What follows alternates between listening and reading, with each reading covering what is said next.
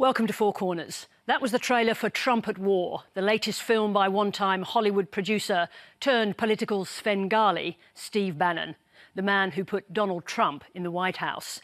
The film is propaganda for Bannon's new movement to galvanise Republicans ahead of critical US midterm elections in November. Steve Bannon is one of the most influential and divisive forces in US and global politics. The former editor of the right-wing Breitbart News, which played a key role in the UK's Brexit movement, joined the Trump team first as campaign director, then as chief strategist in the White House until last year.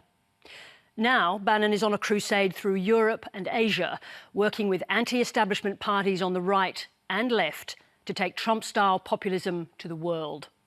His next target is Australia. He'll be here later this year, confident his message of economic nationalism will resonate with Australian workers. I went to Washington to meet the would-be revolutionary who's been wreaking havoc on traditional politics.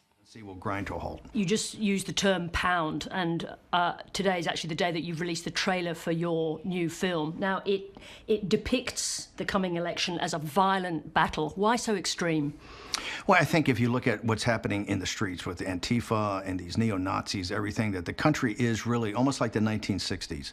To a degree, because of the two sides of what's arguing, you see the country is coming apart. And I think all these issues have to be put on the table. And so it is a time, it's a time that the country's quite divided. And that's why this midterm is so important. That's why the 2016 election is so important. You have to decide it at the ballot box. You say yourself that you won the 2016 election. You were just talking about the chaos in the campaign, but you won that election with not a lot of money, as you say, yeah, and really with fear and anger. Do you think that you can rely on the deplorables to come out again this time? I'm not so sure it's fear and anger as rationality. I think working class people and middle class people in this country realize that something's wrong, is that, upon their shoulders rests the entire tax burden, and upon their shoulders really rest, this kind of liberal post-war international order, the kind of globalist system that's out there, right? They are quite rational. So now what you're going to see, I think, in this election is there's still a lot of anger out there. And I think that this anger can be harnessed. This anger can be harnessed to have another big victory for Trump. The one thing different in 2016, the Clinton campaign, as we were joking beforehand, we were fairly disorganized, except on the ground. We had a terrific ground game. In addition, Trump had this kind of powerful populist message, which she missed. She really went for identity politics. They also didn't take us very seriously. One of the things I do all the time in this house is have meetings with Bernie's people. I think there's 25% of the Bernie movement that can be taken over to the Trump movement. So you say, were you going to replace Republican suburban women who are maybe turned off by some of this stuff? There's a larger worker base of black and Hispanic working class and some of Bernie's people that are economic nationalists, and they see the benefits begun. This is not a trade war.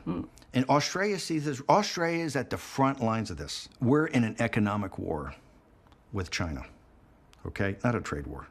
China's been economic war with the West, and they are not authoritarian, they're a totalitarian mercantilist system. They always talk about this international rules-based order. The Chinese don't play by any rules. They don't have any internal rules. It's a completely totalitarian regime, not the Chinese people, the regime.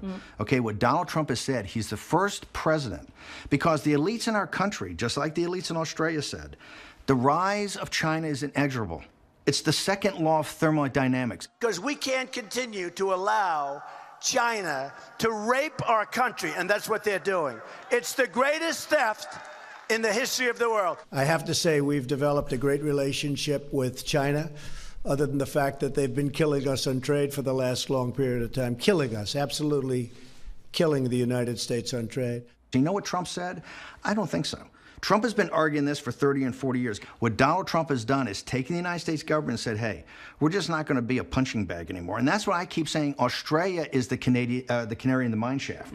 Australia can show you when good and decent people kind of play by the rules, and the next thing they look around, and many of the economic resources and economic assets of a country are owned by another country, and all of a sudden you start seeing influence operations on their politicians. Well, let's just pull those pieces apart. You spent some time over the last months accounts in different places in the world, trying to link up right-wing movements. Let's look at how Australia looks through Steve Bannon's eyes. Do you have any interest or connections with Australian politicians? Well, first off, we got our hands full here because of this populist nationalist revolt. Clearly, this November, we've got another massive election that's going to really determine the future and direction of the Trump administration and this movement.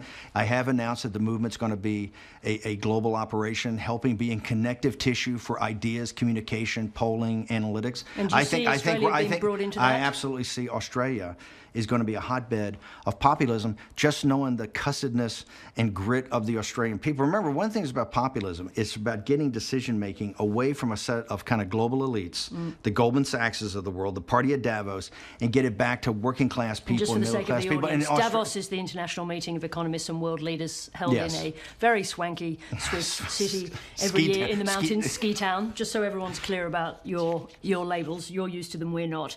Now, let's just talk about that economic nationalism. You say that there's potential for that to take root in Australia. How do you stop economic nationalism morphing into something that is essentially racist?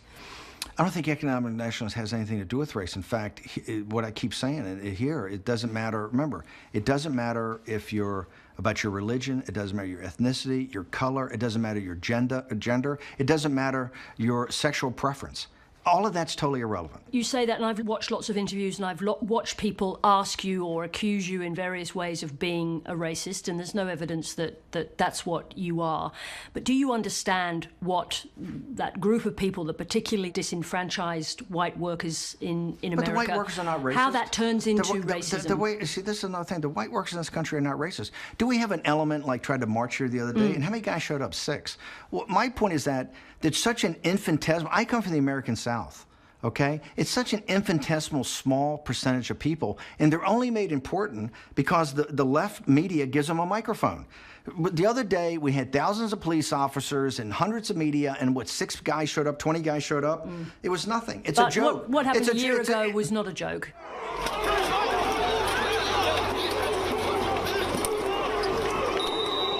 Well, what happened a year ago, and I've said this from day one, the neo-Confederates, the neo-Nazis, the KKK have no place in American society. We condemn in the strongest possible terms this egregious display of hatred, bigotry, and violence on many sides.